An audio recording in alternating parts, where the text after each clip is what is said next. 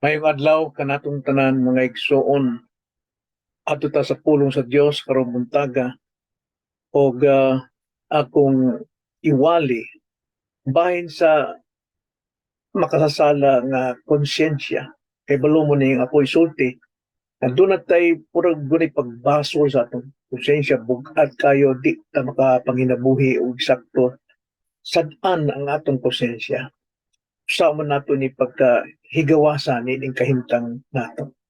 Basahan nato ang 1 John 1:9 nga nagaingon ay igsoon. Kung isugid ta ang atong mga sala, siya kasaligan o makaturunganon, nga tungod ni ana mo pasaylo siya sa atong mga sala, o magahinlo kanato gikan sa tanang pagkadili makatarunganon. Makini ang pulong sa Dios, magampo ta igsoon. O Lord, dalaygon ka sa tanan. Ikaw lamang ang Diyos ka makahatag ka na mo kalinaw o kahapsay sa among pangungahuna sa among kasing-kasing o konsensya. Hinaot pa nga kining pulong karon nga among pagat saysayon, pagatunan, hinaot pa nga ikaw makigsulti sa among matag kasing-kasing o pagahinluan kami sa kagubot sa among tanlag, Lord. Hinaot pa nga makadawat may kagawasan niya ini sa among mga sala. Ini nga magpakampo di alam sa ngalan sa Ginoong sa Kristo. Amen. Makasasala o makasalanong konsyensya. Nadtong 1978 mga igsoon, nagbakasyon mi sa akong pamilya, uban na akong asawang si Beth. Kanyang akong duha ka anak si Ramil nasa 4 anyos, ang sunod si Samson 3 anyos. O dito mi sa Leyte. Kay tungod di adto dili pa ko Kristohanon, nagyod ang akong pisyo nga palahubog yun garbo sa akong kinabuhi. So sa kay gayon nga ako nang imbita sa mga barkada dito nga maligo mis dagat o niya adto mi dito mag-inom o magkaon. Sa diha nga nahubog nako akong imbitahan ng akong pamilya, asawa na nga, sa kay tag bangka sakayan aron mo magpalawod og ngadto ta mga ligo. Apan daghay nagaingon ayaw na boy kay hubog ka na kay karbo ako gipugo sa akong asawa.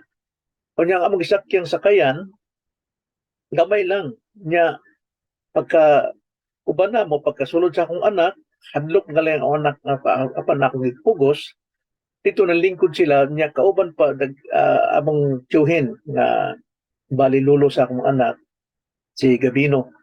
Kunya ang tubig sa dagat sa kini sakayan na nasa na ngibil na halos mulunod na mi apan sige bigbugsay paingon dito sa lawom nya akong tudlo sa akong anak unsay itsura sa lawom sa tubig doon mga sila mga pahiyom nga lipay apan tanan gyud kahadlok. Kunya miingon ko nila nga mudayeg ko aron tan-aw ninyo nga lawom akong higda ko to sa yuta. Ingon tong akong asawa si Beth nga ayaw pa kay tingali malunog me kay pag gunad di mo lunog yuta sudod ng dagat. Ingon po ng lolo nila nga ayaw boy kay lisod na mga lunod ta.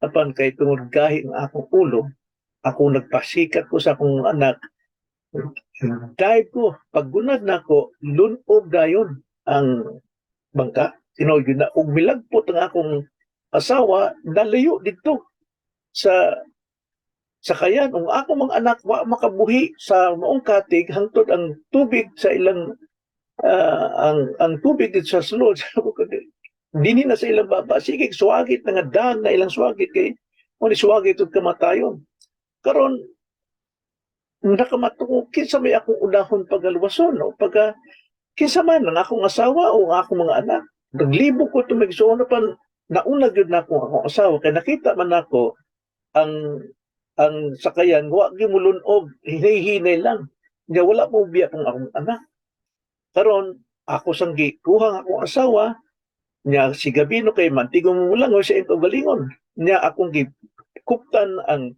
katig sa bangka ug akong giisa ginay-hinay pakupot na akong asawa nga hinay-hinay langoy ngadto sa daplin.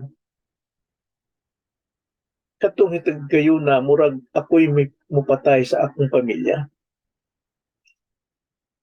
Kini pangitabuan mga igsoon, dala na ko ni sa akong konsensya. Makasasala nga akong konsensya sulod sa siyam katuig wala gyud ni mabulag. Akong idamgo, akong makita, bisan asa, mainom kong tubig, makita na akong kahintang sa akong mga anak, sa akong asawa nga mga lisan. Sige na ko, dam ko bisag maglakaw ko, dili ki mobuwag sulod sa siyam katuig. Hangtod sa miabot ang 1986, December, nakaplagan ko sa Ginoo. Pinaagi sa iyang pulong, nasabtan ako na ako makasasala o wa ko'y laing kasulbaran sa akong kinabuhi. Na ako dili ngadto sa kalayo sa impyerno. Mao si Kristo. Kay tungod naigsuon sa suod sa siyang katong di gyud ko makaikyas sa konsyensya. Guilty conscience. Mao po ni sa mahitabo kanato. Bisan pagkristohanon, doon na tayo mga nahimong sala. Na dili gyud mo buwag kanato, naagyod sikig kupot, sikig kangit-ngit, sikig kahadlok sa atong tanlag. Mao ni konsensya, guilty conscience sa atong mga nabuhat na sala. Ang tao di gyud mabuhi nga malipayon, dili mabuhi nga asinso kung naagyod ang makasasala ang konsensya. Kisa may makaluwas ni ini kanato. Walay lain kundi ang Dios pinaagi kang Kristo. Si Kristo ang atong malaluwas og pinaagi sa iyang balaang kasulatan. Tudloan ta kung saan nato pagkahigawas ni ining makasasala o dunay konsensya sa atong sulod. So, ang kining bersikulo na sa Biblia, 1 John 1:1-1:9, mo kini ang atong paglaom nga kita tagaan og suga kahayag aron kita makabaton nining tulo ka pamaagi alang sa kagawasan sa atong makasalanong konsyensya. Unsa man ning tulo, igsuon.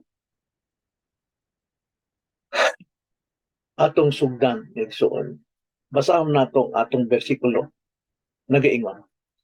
Kung isugid ta ang atong mga sala, siya kasaligan og makatarunganon na tungod ni ana mo pasaylo siya sa atong mga sala o magahinlo kanato gikan sa tanang pagkadili makatarunganon. Primero maigsuon aron kita maigawas ni ining guilty conscience kining atong pagbasol sa atong nasala, atong nahimong sala, atong sayran nga dunatay angay ang kunon. Sumala pa sa atong teksto, kung isugid ta ang atong mga sala. Ambot pasabot, aron kita makahigawas ni ining maong conscience, guilty conscience. Primero, dunatay angay ang kunon. Kung sa may ang kunon nato, ang kuno nato nga dunatay nahimong sala, dunatay nahimong sala. Ug unsa nang salaa kinahanglan atong angkunon ug isugid sa atong Dios. Kay nag-iingon kung isugid ta ang atong mga sala. Maigsuon sa pag-angkon nato sa sala diha sa atubangan sa Dios, kinahanglan gyud natong isugid kini. Isugid but pasabot hinganlan nato unsa ning salaa. Kay kining isugid sa Griego pa, sa original gyud nga pinulungan sa Biblia, Griego, kini mao ang paghingahan sa maong sala. Og unsaon naunsa pagkahitabuan nga nabuhat ni mining salaa. Kay tungod nagaingon ang pulong kung isugid ta ang atong mga sala. Mga sala dili buot pasabot na pagsugid ato lang langkupon tanan, no? I-summarize nato ang atong pagkamakasasala, dili kundili isugid ta. Hinganlan nimo matag usang nga sala. I-detalye nato tagsa-tagsa. Kay kung atong ilangkob na lamang, murag wa ta mangayog pasaylo. Kay imong gitanan, unsa may pasayloon ako, mayingon ang Ginoo, okay, boy, imong gigilangkob ta na imong sala, hay man ang salaa nga gusto nimong may gawas ka niana sa imong tanlag. Busa ato kining isugid i-detalye, sayop yun na maigsuon nga miingon tas Ginoo nga, Lord, pasaylo ako sa akong mga sala. Unsa mang salaa? Manang ang confession, sa English confession, sa Bisaya isugid, ang but pasabot ana sa Hebreo ay sa aming Grego, homologio. Ang but pasabot, hinganlan nimo ang maong pulong sa uban. So, kinanglan imo ang kunon nganong nabuhat ning salaa.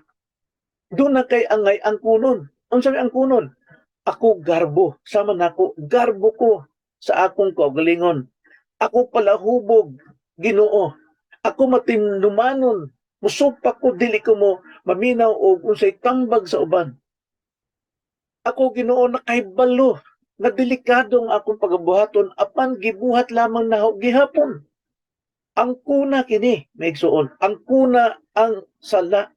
Ang kuna nga ikaw makasasala kinahanglan ginini og dakong pagpaubos abtubangan sa Dios. Kasagaran mo ang kuntag sala apan dunay pangatarungan ug digali dunay basulon nga uban. Dili mingon ang pulong mga igsuon sa atong teksto, kung isugid ta ang atong mga sala, kaugalingon nimong mga sala, isugid tagsa-tagsa. Hinganli, ayaw ipangatarungan nganong nabuhat nimo ni, dili usab nimo ibasol sa uban, kung dili sa imong kaugalingon, isugid ang kuna kini atubangan sa Dios. Ang kuna nga dili kaangay sa maong kapasiluan. Ang kuna sa imong sala apan tungod kay Kristo, misalig ako, Lord. Mo na nga akong isugid ang akong mga sala diha kanimo. Mo ni primerong angay natong buhaton, ang kunon ang atong sala. Ikaduha, doon na kay angay tuuhan. Pasaw natong usap ang atong teksto. Kung isugid ta ang atong mga sala, siya kasaligan o makatarunganon nga tungod ni ana mupasaylo siya sa atong mga sala. Nagaingon, nagsuon. Karon nga atong giangkon, gisugid natong atong sala, doon na kay angay tuuhan. Tuuhan nga unsa? Nga ang Dios kasaligan o makatarunganon nga tungod ni ana mupasaylo siya sa atong mga sala. Kasagaran ng uban, sige lang og pangayog pasaylo, mao gihapon karon mga pasaylo bahin sa iyang sala, ginganlan niya. Unyang tadtaod, manapod, mapasay, mo ngayon na po, itsugid na po na iyang sala, ang masumibot pa sa buti na. Wa ka mo salig, wa ka mo tuo, nga mo pasaylo siya, makatarunganon ang Diyos.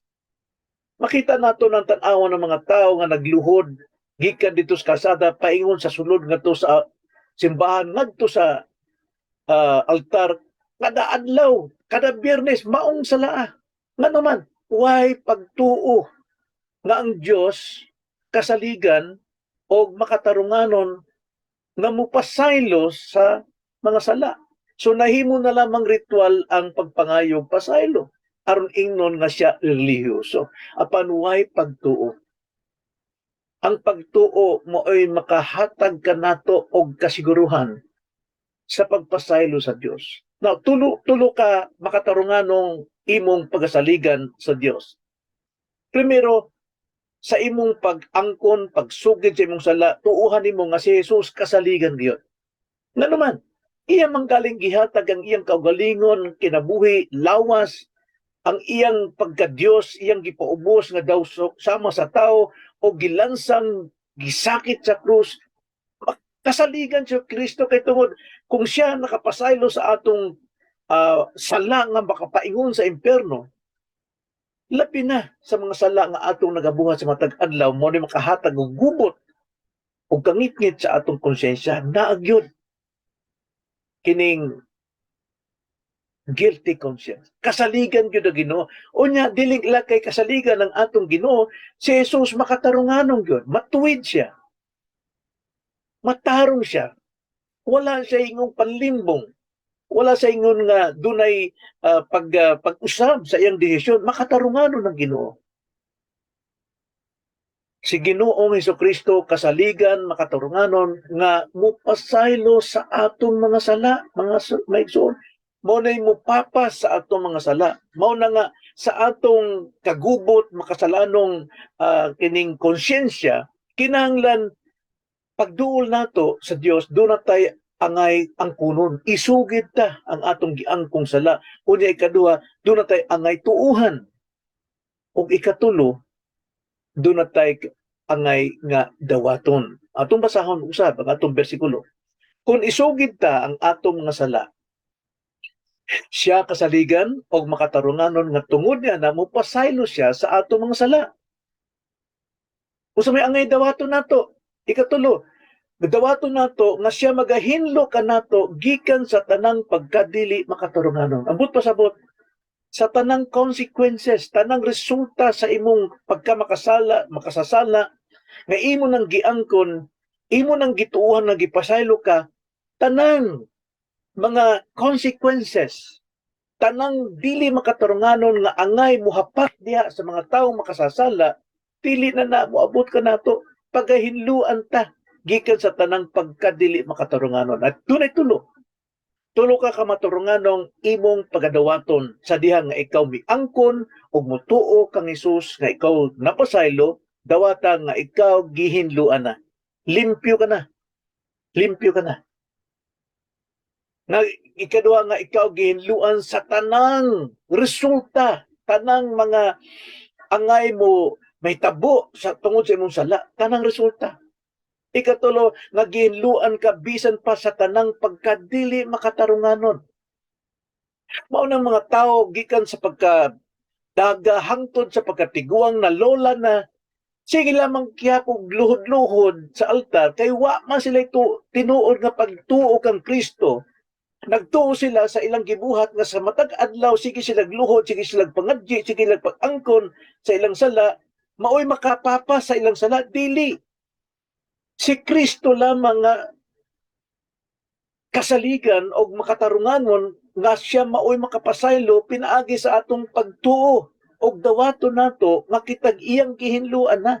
So di na ta magkalisan-lisan sa atong tanlag, duwa na tay konsyensya, wa na tay kahadlok, wa na tay mga damgo, wa na tay panan-awon tungod sa sala nga atong nabuhat. Gihinluan ka na og pagkahinluan gyud sa mga tanang pagkadili makatarunganon. So unsay solusyon sa makasalanong konsyensya, maigsuon, dunay tulo ka pamaagi. Unsa nang pamaagya? Primero, doon na kay angkunon. Isugid kini. Tagsa-tagsa. Ikaduha, tuuhan nimo nga mupasaylo gyud ang Ginoo. O ikatulo, dawata ang pagkahinlo diha sa imong konsyensya. Nay uban nagibuhat kining desisyon sumala sa pulong sa Dios. Apan dili mawala ang maong konsyensya nga naman wala gyud buhata kining pamagiha. Kining bersikulo alang sa mga magtutuo kay tungod napasaylo naman ta sa atong kasalanan nga atong napanunod gikan kang Adan nga mutambog ka nato sa impyerno apan sa matag adlaw makasala lang gihapon ta ug kini mao ni angay natong pangayuag kapasayloan. Ginganlan ni og repentance unto life. Paghinulsol sa kinabuhi. Nayubal nga sila nagatuo kang Kristo nga sila naluwas na diha ang Kristo. Giluwas na sila sa kinaihang kasalanan nga nagiingon sa Romans 6:23. The wages of sin is death. Apan kinahanglan nga mapasaylo sa kitang tanan sa atong mga kasalanan dining kinabuhi apa. Kay kung dili naagyod ang pagbasol sa atong konsensya, di gyud na mawala. Kinahanglan gyud na ang puro nimo isugid kini tagsa-tagsa sa Dios. Gikan disagikan disa ang gamot niini. Kay tungod kasaligan na makatarunganon gyud ang Ginoo nga mapasaylo nato diha sa atong pag-angkon. So busa kung ikaw Kristohanon na o unya makasala ka pa, katungod makasasala pa man ta, nagaingon ang Juan 1:8, kung kita magaingon nga wala kitay sala, kita ra ang nagpahisalaag sa atong kaugalingon ug wala ka nato ang kamatuoran. Tinuod na. Sa versikulo 10 nagaingon, kung kita magaingon nga wala kita makasala, siya atong gipakabakakon, ang Ginoo atong gipakabakakon ug wala ka nato ang iyang pulong. So buhaton nato kining pamaagi sa Dios. Mao ni ang kasulbaran nga gihatag sa Dios alang sa mga magtotoo nga naagyod gipangbasol sa ilang konsyensya tungod sa mga sala. Ayaw hambinan na. Nag-ingon ng Psalm 66 verse 18, if I regard iniquities in my heart, the Lord will not hear. Kung magaamping ako ug sala sa akong kasing-kasing, dili gyud maminaw kanako ang Dios. So sa akong kinabuhi maigsuon, sa akong kaugalingon, ang guilty conscience nako wala mawala hangtod sa 1987. Siyam ka tuig, dala-dala nako. Apan gitagbo ko sa Ginoo pinaagi sa iyang pulong. Og didto iya kong gipakataw pag-usab. O akong gisaligan siya na Dios. Nga siya nagbuhat sa tanang pamaagi kamatayon niya aron mapasaylo ang kasalanan sa tao nga mosalig kaniya. Salamat sa Ginoo. Nabisan pa tuod og ako luwas nun na apang sa matag adlaw naa lang gyapon makahimo lang gyapon kog sala. Og kining sala mo ni mo lihok, mo ni mo basol sa akong tanlag wa ko'y kalipay wa ko'y kalinaw. Sumusa ako kining isugid sa Dios. Kay tungod nagiingon ng atong teksto 1 John 1:9, kung isugid ta ang atong mga sala, siya kasaligan og makatarunganon nga tungod niya na mo pasaylo siya sa atong mga sala og magahinlo kanato gikan sa tanang pagkadili makatarunganon. Wala nay mga pagbasol kay tungod gilipyo ang kana. Og ayaw gyud gikalimte nga moduol sa Dios mga pasaylo kay tungod na ang atong Ginoo mao na siya mooy atong mediator. Siya o may musulti ngadto sa amahan. Amahan kining tawhana nangayig pasaylo tungod ako siyang giluwas, pasayloas siya. Diba? Nagingon sa 1 John chapter 2 verse 1, minahal kong mga anak, nagasulat ako kaninyo ni ining mga butanga aron kamo dili man nagpakasala. Apan kun may makasala man gayud, kita adunay manlalaban na mga tubang sa amahan. Kisa man si Jesus, si Kristo nga matarong, ang matarong. Salamat sa Ginoo nga doon natay kapasayloan sa atong makasalanong konsyensya. Magampo ta maigsoon. Lalay ko na umahan, salamat sa Ginoo. Nga Lord, bisan pa og kami naluwas na sa sala nga magtambog kanamo ngadto sa impierno, apan tinuod Lord, nga kining lawasa, kining among kinabuhi, nga kaubang nalansang ni Kristo, kung si Kristo na nagapuyo ini, apan ni ining among lawas, ning among unod, kinahanglan amo kaming ipanginabuhi sa pagtuo kay tungod kini makasasala pa. Og sa matag adlaw among isugid ang kuno ng among sala. Og tuuhan nga ikaw gyud mauy mo pasaylo kay tungod kasaligan kay makatarunganon og among yung saligan nga kami imo nang ginluan sa tanang mga consequence sa bunga resulta sa among mga buhat na sala, dili na gyud na mo konsyensya namon. Salamat Lord.